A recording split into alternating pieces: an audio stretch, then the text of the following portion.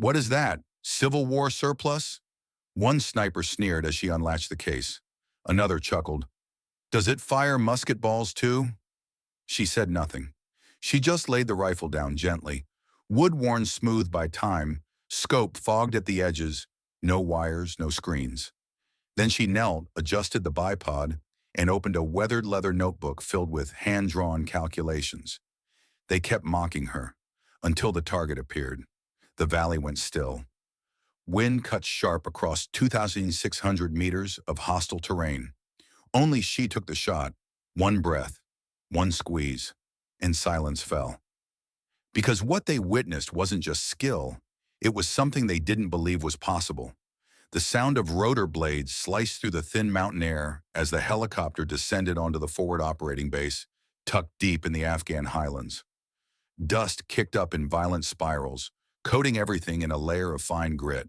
The wind tugged at canvas tents, rattled loose bolts, and caused a few heads to turn toward the LZ. When the skids hit dirt, the rear door opened, and out stepped Evelyn Maren. She wasn't what they expected. No tactical vest, no visible rank insignia, no modern gear.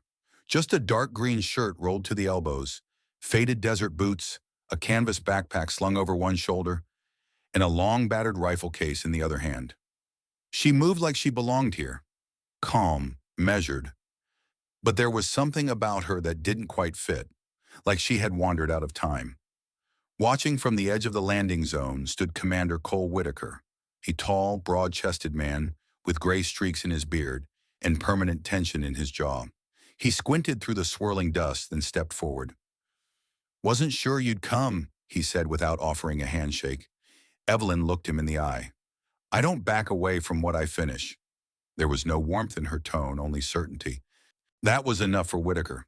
He gave a curt nod and gestured toward the command tent. As she walked beside him, eyes began to follow her. From crates, rooftops, and weapon racks, members of SEAL Team Cerberus watched the newcomer, some with amusement, others with outright skepticism. Derek Shaw, the team's lead sniper, leaned back in a folding chair, arms crossed and smirk already forming. "That her?" he asked, nudging his spotter, Milo Rice. Milo glanced at Evelyn, then burst out laughing. "You've got to be kidding me. She looks like someone's field librarian." Derek squinted at the rifle case. "Unless she's carrying a damn history book in there, this is going to be short." Nearby, Trent Holloway, the team's tech and comms specialist, muttered, "Maybe she's just here to take notes on our performance." Evelyn heard it all. They meant for her to. No one was being subtle, but she didn't react. She just kept walking, the dust swirling behind her boots until Whitaker pulled back the flap to the command tent and motioned her inside. "You're not exactly what they expected," he said once they were alone. She placed the rifle case gently down by the table. "I'm not here to meet expectations." Whitaker studied her in silence for a moment. His next words were quieter, guarded. "After Kandahar, I didn't think you'd ever step back into this world." Evelyn's jaw tightened, just slightly. "This isn't about me." "No," he agreed. "It's about the shot. And we only get one." She nodded. "Then let's not waste time." Back outside, the team continued whispering and chuckling as they prepared for the mission briefing. Derek watched the tent flap settle and turned to Milo with a grin. $5 says she doesn't make it past the simulation." Milo snorted. "You're on." No one knew the truth yet, that the woman they were laughing at was the one ghost they'd all heard rumors about but never believed was real. And she wasn't here to prove anything. She was here to end something. The command tent buzzed with tension as the SEAL team assembled for the pre-mission briefing. Maps, thermal scans, wind charts, and terrain overlays covered the central table. The air smelled of sweat, dust, and doubt. Evelyn Maren stood at the far end, arms crossed, saying nothing. She had already laid her rifle case on the floor beside her chair, still unopened, like it didn't matter. But for the men in the room, it was the elephant in the tent. Derek Riker, the team's lead sniper, leaned against a metal pole with practiced nonchalance, spinning a ballistic pen between his fingers. He had the posture of someone used to being the best in the room, and the arrogance that often followed. Beside him sat Milo Norse, his spotter and closest ally. Broad-shouldered and sharp-eyed, Norse was the only one who didn't smirk outright, but his glance toward Evelyn was no less critical. Tactical curiosity laced with quiet judgment. Across the table, hunched over a glowing tablet, was Caspian Ward, the team's tech specialist. Thin, wiry, and jittery in the way most brilliant minds are. His gear was pristine. Latest drone-linked sensors, atmospheric modeling tools, AI-assisted rangefinders. He didn't even look up when he scoffed. "I hope she brought a weather app," Caspian muttered, tapping rapidly. Riker grinned. "Or maybe a sundial. Judging by that case, her gear might predate the Cold War." Murmurs of laughter rippled through the tent. Still, Evelyn said nothing. She reached into her bag and slowly pulled out a small, leather-bound notebook. It was worn from use. The cover faded, the pages yellowed and creased. She flipped it open and began jotting figures with a pencil. Handwritten data, no screen, no algorithm. Just ink and memory. Caspian glanced up and actually laughed out loud. "You're joking, right?" he asked. "You're really running manual ballistics?" "She probably calibrates her scope by moonlight," Riker added. Norse chimed in. "Hey, maybe we can find her some parchment and a quill." Whitaker didn't intervene. He watched, evaluated, because this was part of it. Evelyn's silence wasn't weakness, it was strategy, and it was working. The more she didn't defend herself, the more their voices filled the silence with insecurity disguised as humor. Finally, Riker stepped closer to her, arms crossed, voice low, leaning in as if to assert dominance. "Listen, no offense," he said, "but we're going after a moving target at 2,600 meters with unpredictable winds and less than a 30-second window. This is a sniper op, not a history lesson." Evelyn looked up at him for the first time. Not angry, not intimidated, just quiet. Then she looked past him to Commander Cole Whitaker. He gave the faintest nod, signaling her to hold. The men didn't see it, but she did. He then leaned toward her and spoke in a tone just loud enough for her to hear over the hum of the equipment. "They don't know who you are. Yet." Evelyn's eyes flicked briefly toward Riker. "They will," she replied calmly before turning back to her notebook. That moment, small as it was, shifted something. A sliver of doubt crept into the room, a crack in the bravado. Whitaker moved to the front and tapped the screen. A satellite image of a compound flared to life, heat signatures marked in red, and a dotted line indicating the target's predicted movement. "High-value individual," he began. "Bomb maker. Confirmed in the area for 12 hours. Our best window is between 0600 and 0630 when he moves to the courtyard." "Distance?" Riker asked. 2,600 meters. Cross valley. Wind channel through the ravine. No time for second shots." Riker let out a low whistle. "With this weather? That's a fantasy shot." Whitaker looked at Evelyn. "No," he said. "That's why she's here." Silence. Then Norse broke it with a soft, skeptical laugh. "Wait, you're serious? She's the shooter?" Caspian asked, incredulous. "With that relic?" Evelyn finally closed the notebook. "I'll be in position before dawn," she said, standing. She picked up her rifle case and walked out of the tent, past the team, past their stares and whispers, and into the twilight desert air. Riker turned to Whitaker. "Who is she really?" Whitaker didn't answer, because if he did, the operation wouldn't be the only thing hanging in the balance. The ridge overlooked a sun-scorched valley, jagged cliffs stretching for miles on either side. Sparse vegetation clung to the rocks, and the early morning haze shimmered with heat. SEAL Team Cerberus lay prone behind weather-worn boulders, their gear camouflaged, scopes trained on a compound nestled deep below. Evelyn Maren was separated from the others, by choice. She had set up alone on a higher perch, resting her rifle atop a flattened slab of stone, her notebook beside it. No electronics, no HUD, just wind, intuition, and patience. Through his cutting-edge digital scope, Derek Riker scanned the courtyard. Thermal overlays flickered, adjusting for sunlight angles and heat distortion. Nothing. "Still no movement," he muttered. Milo Norse, lying beside him with spotting binos, shook his head. "Could be false intel." Caspian, tapping rapidly on his tablet, interrupted. "Infrared shows multiple heat signatures indoors. At least 5. One of them matches our HVT's gate profile. He's in there." The team waited. Minutes stretched like hours.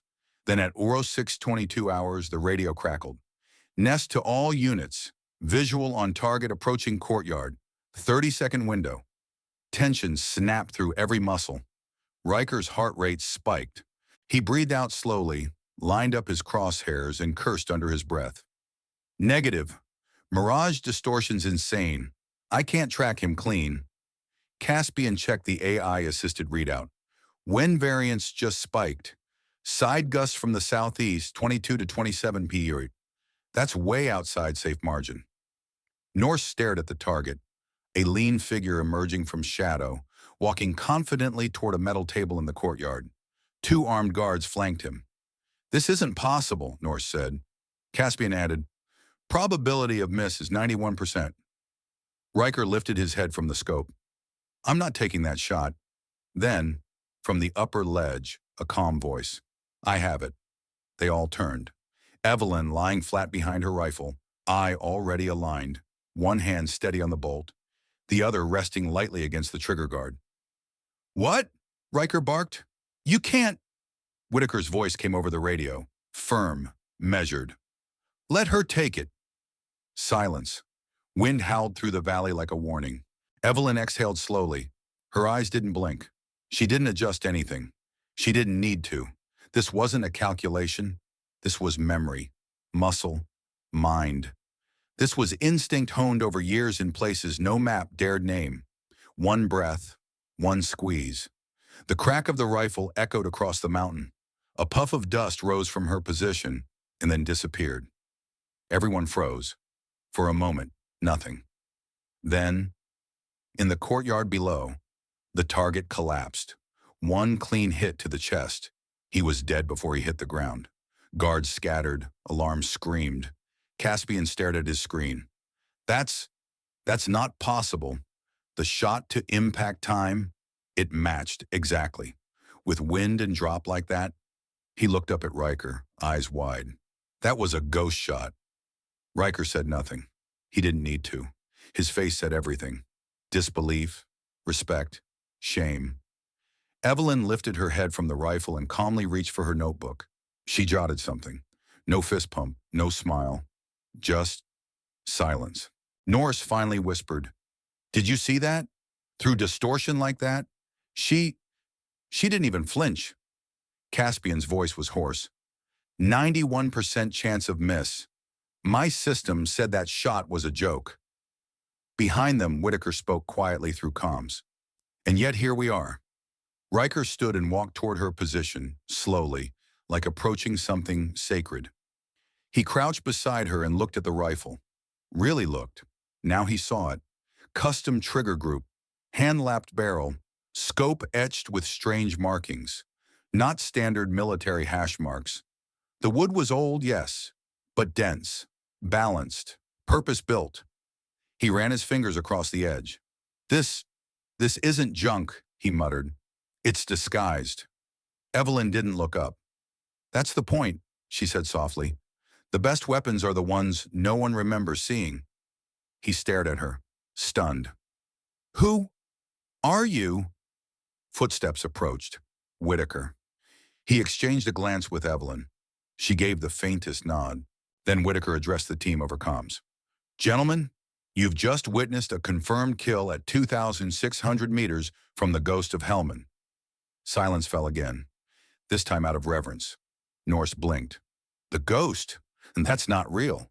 That's just a story. Whitaker shook his head. 12 kills. All impossible. No confirmed identity. Until now. Caspian whispered. She was erased, but the legend wasn't. Evelyn finally stood. Legends don't leave records. They leave warnings. The silence after the shot lingered like smoke. Even the wind seemed to hold its breath. Derek Riker, who had mocked her the loudest, crouched near Evelyn's rifle, his disbelief plain. He ran a hand along the stock, noticing the faint, almost invisible scratches carved into the wood. Not from neglect, but from years of methodical use. His fingers brushed over the trigger, and he stopped. This is a custom trigger group, he murmured, almost to himself. I've only seen this kind of work in competition rifles. His trained eye traced the barrel. It wasn't factory-made. It was hand-lapped, polished for accuracy in a way few gunsmiths would bother to attempt. The scope, though weathered and dull on the outside, had proprietary etchings inside the glass. Markings he didn't recognize. They weren't standard military reticles, but something far more precise, like they'd been etched by hand after thousands of shots and tests. Riker looked up at her, his voice barely above a whisper. "Who built this? Who are you?" Evelyn didn't answer. She simply locked the bolt open, checked her chamber, and started cleaning the rifle with the same calm precision as before. She didn't need to say anything. The rifle said it for her. Whitaker approached, his boots crunching on gravel. He didn't look at Riker or the rest of the team. He looked only at Evelyn. "They need to know," he said quietly.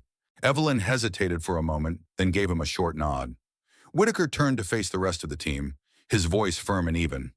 "Gentlemen, meet the Ghost of Helmand." The words landed like a grenade. Norse blinked as if he'd misheard. Caspian froze, tablet halfway to his chest. "The ghost," Norse stammered. "You mean the one they talked about in Mosul? Aleppo? That ghost?" Whitaker nodded. "The same. 12 confirmed kills, all at impossible ranges. Operations that don't officially exist. Hits that turned battles but were never recorded under a name. Just a code name. A whisper. A story commanders told to remind soldiers what was possible if you understood your weapon better than anyone alive." Caspian's mouth opened, closed, then opened again. "I thought that was a myth. A ghost sniper nobody could find, nobody could prove." "That's the point," Whitaker said. "She was never meant to exist.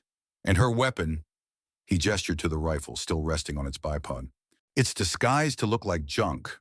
No one suspects a legend when they see an antique." Riker stepped back, shaking his head. "All this time, we thought the stories were about some guy with $1 million rifle. But it's you." Evelyn finally spoke, her voice low and steady. "Legends don't need $1 million rifles. Legends adapt. The weapon doesn't make the shooter makes the weapon." Her words hung in the air, heavier than the echo of her shot. Whitaker folded his arms. "From Mosul to Aleppo, every impossible shot you've heard about, the convoy ambush, the high-rise rescue, the rail yard sabotage, that was her." Norse stared at her like seeing a ghost for real. "But why the disguise? Why hide behind a broken-looking rifle?" Evelyn's eyes hardened. "Because I'm not supposed to be here.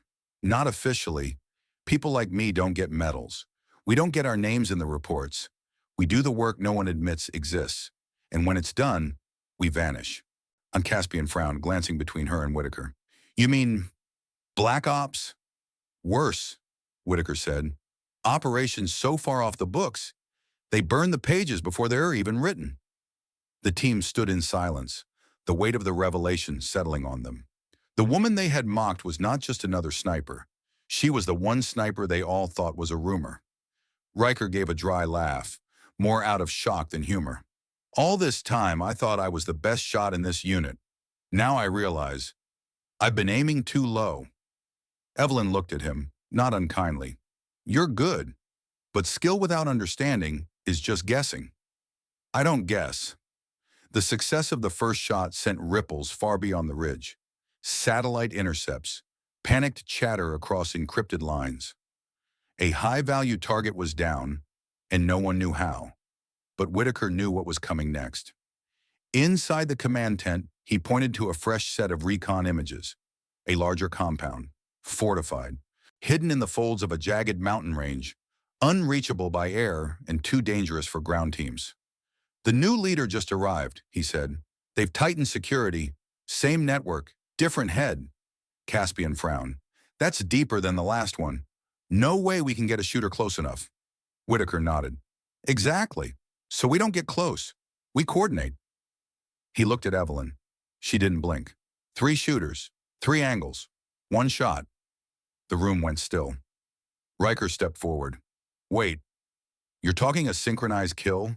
From 3 kilometers out?" Whitaker. Simultaneous impacts, margin for error, less than 1 second. Norse laughed nervously. You're joking, right? We'd need matching calculations, perfect timing, and 3 completely different wind profiles. Evelyn spoke up, calm but direct. You don't need matching calculations. You need understanding. You don't shoot with equations. You shoot with instinct refined by discipline. From that moment, the mission changed. No longer just about Evelyn. It was now about transformation. Each morning began before dawn. The team spread across the ridgeline, occupying different vantage points, just like they would during the real strike. Evelyn moved between them like a silent instructor, observing without interrupting. At Riker's position, she crouched beside him. Put away the scope, she said. He looked confused. But, just your eyes. What do you see? He stared into the distance. Mountains, dry shrubs, maybe a rock slide path to the south? Look again, she whispered. He narrowed his gaze. Dust lifted differently on the left side of the valley. The mirage was thicker closer to the ground than up high. Wind is layered, she said. You can't measure that with one device. You read it in what the valley tells you. At Norse's position, she had him light chalk dust and observe how it twisted. Not once. Repeatedly. What's it doing at 700 meters? At 2200? Above the tree line? By day 3, Norse began writing his own wind estimates, not from sensors but from watching nature itself. How insects hovered, how light shifted across heat lines. Caspian resisted the longest. Why are we ditching tools that work, he argued. Technology is here for a reason. Evelyn didn't argue. She simply had him calculate a shot using his AI app, then asked him to fire based on it. He missed by 3 feet. Then she handed him a single bullet. Custom weight, different coefficient, slightly off-center. You didn't account for that. Because the app didn't know, he muttered. Exactly, she said. No machine knows what the wind feels like on your face. Afternoons were grueling. Evelyn had them hand-load their own ammunition. She taught them how bullet seating affects flight, how powder burn rate changes with temperature, how even the shape of a firing pin strike can affect pressure consistency. One evening under starlight, she handed each of them a round. Tell me if this would fly true. Riker rolled his between his fingers. Crimp's too tight. Might spike pressure. Norse examined his. Primer's off-center. Caspian, now silent, nodded slowly. Case neck's uneven. Evelyn gave a faint smile. Now you're shooters. Trust came quietly. It wasn't declared. It wasn't spoken. But it was in how they stopped mocking her notebook. It was in how they watched dust clouds differently. It was in how Riker, once proud and dismissive, now waited for her nod before confirming a sight picture. Whitaker observed it all from a distance. He saw a team change shape, not just in skill, but in mindset. They were becoming more than snipers. They were becoming readers of the earth.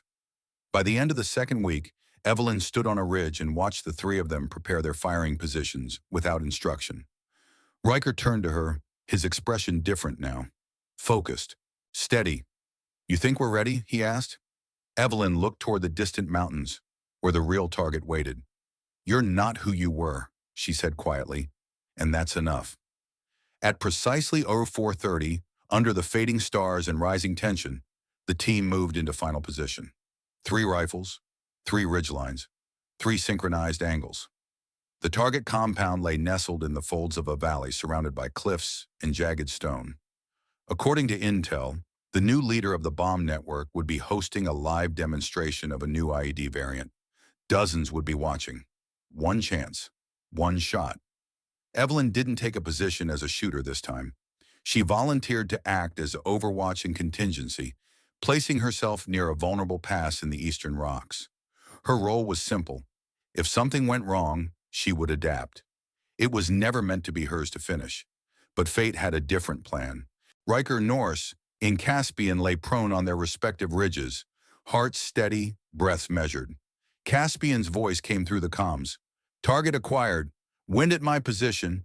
18 Mepwers chain cross current. Norse replied, confirm visual. Adjusting 1.2 mils left. Riker whispered. Center chest. He's speaking to the group. Evelyn's voice calm as ever. 3, 2, 1. Mark.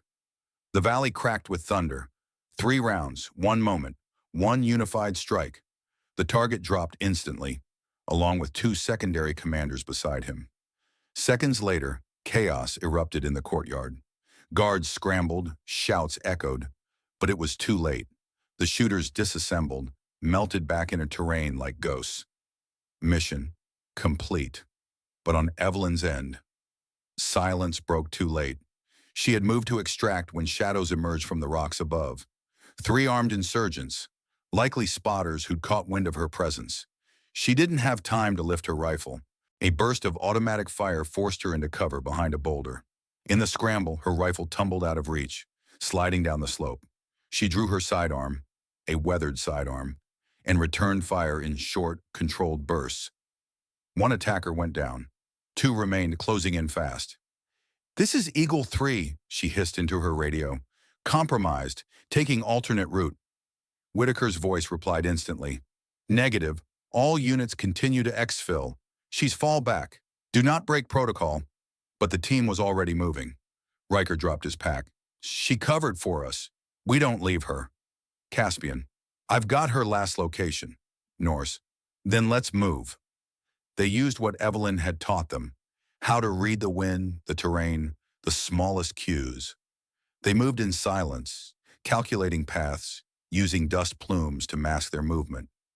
No panic, no mistakes. By the time they reached the ravine, gunfire had gone silent. They spotted Evelyn crouched behind the rock, a bloodied arm pressing against her ribs. The last attacker lay motionless nearby. Riker dropped beside her. "You good?" She gave a pained smile. "Took longer than I planned." The extraction chopper lifted off 30 minutes later, just as enemy reinforcements closed in on the compound far below. Back at base, the team stood before Whitaker in the fading afternoon light. The mission was a success. The enemy network was decapitated. But more importantly, the team had transformed. 3 synchronized shots, Whitaker said aloud, at a distance most consider impossible. That alone would make history, if it were ever written. He turned to Evelyn. "They want to bring it back. The program, the Ghost Protocol, not just as rumor this time, but as doctrine." She didn't respond right away. Riker stepped forward. "You showed us more than how to shoot. You showed us how to see," Whitaker added, "and now they want you to teach more." Evelyn looked across the 3 faces. Once doubters, now believers. Warriors shaped not by gear, but by discipline, instinct, and patience. She nodded just once. "Then let's build more ghosts." The mission faded from official records before the dust even settled. No press briefings, no medals, no mention of the name Evelyn Maren. But among those who were there, among those whose lives were changed, it was never forgotten.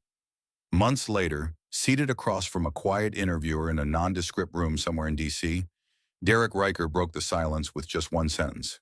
"She didn't come to save the world. She came to save us."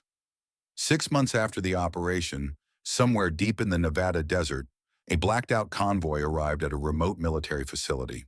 No signs, no flags, no insignia on uniforms, just dust, steel gates, and silence. Inside a training range, rows of hand-loaded ammunition, repurposed scopes, and silent instructors watching every breath, every movement, every mistake. It was not a normal sniper school. There were no graduations, no plaques on the wall, just one whispered name, the Ghost Program. The instructors were quiet, precise, shadows of their former selves, reborn with new discipline and purpose. Riker was among them now, no longer the cocky sniper who once mocked what he didn't understand. He taught wind reading not by sensors, but by watching the grass. He made every recruit memorize weather patterns before they even touched a rifle. Norse handled range calibration, making sure every shot fired was felt, not just aimed. Caspian led the ballistics lab. He no longer trusted algorithms over instinct. He made them write in notebooks now. And Evelyn? She didn't give lectures. She didn't stand at the front of a class. She simply moved through the camp, silent, observing, correcting a finger here, adjusting a shoulder there. And when a recruit finally made a perfect shot under the worst conditions, she would give a simple nod and move on. One afternoon, as a fresh batch of trainees arrived, a young woman stepped out of the truck with a rifle case slung over her shoulder. The rifle was old, wooden stock, scratched finish, iron sights.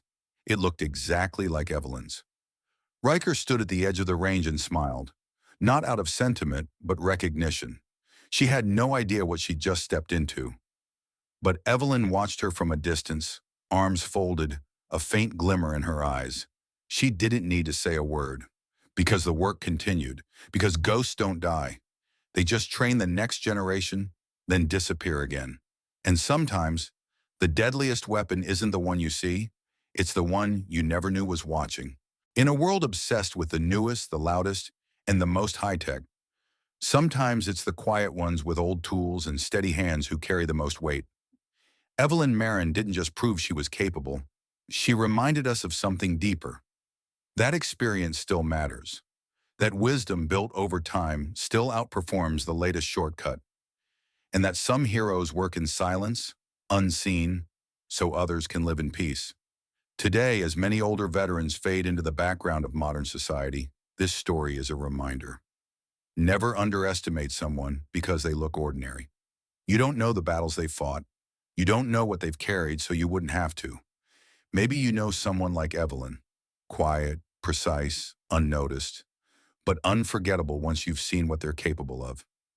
Let us know in the comments. Have you ever met someone who surprised you with the depth of what they knew or had lived through? We'd love to hear your story.